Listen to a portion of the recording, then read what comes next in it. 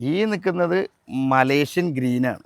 Malaysian green ആണല്ലേ ഇത്? അതെ, മലേഷ്യൻ ഗ്രീന്, മലേഷ്യൻ ഡോർഫ് എന്നൊക്കെ അറിയപ്പെടുന്നത്. പക്ഷേ ഇത് യഥാർത്ഥത്തിൽ ഡോർഫ് അല്ല, ഒരു സെമി ടോളാണ്.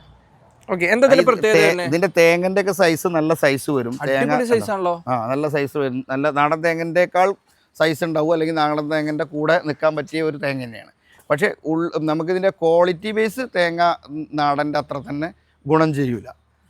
ഇതിന്റെ നമുക്ക് ഈ ഒരു തൈയൊക്കെ വെച്ചിട്ടുണ്ടെങ്കിൽ എത്ര സമയം കൊണ്ട്? ഇത് 3 വർഷം കൊണ്ട് കായ്ക്കും. 3 വർഷം കൊണ്ട് റിസൾട്ട് കിട്ടും. അത് ഞാൻ പറയുന്നതല്ല, നെറ്റിനകത്തൊക്കെ സെർച്ച് ചെയ്താൽ നമുക്ക് മനസ്സിലാവുന്ന കാര്യങ്ങളാണ്. പിന്നെ ഞാനിത് എടുത്തിട്ടുള്ളത് വിത്ത് തേങ്ങ എടുത്തിട്ടുള്ളത് നമ്മുടെ കല്ലാപുരത്താണ്. ഇതിൻ്റെ ഒരു വലിയ 10-35 വർഷം പഴക്കമുള്ള തോട്ടമുള്ളത്.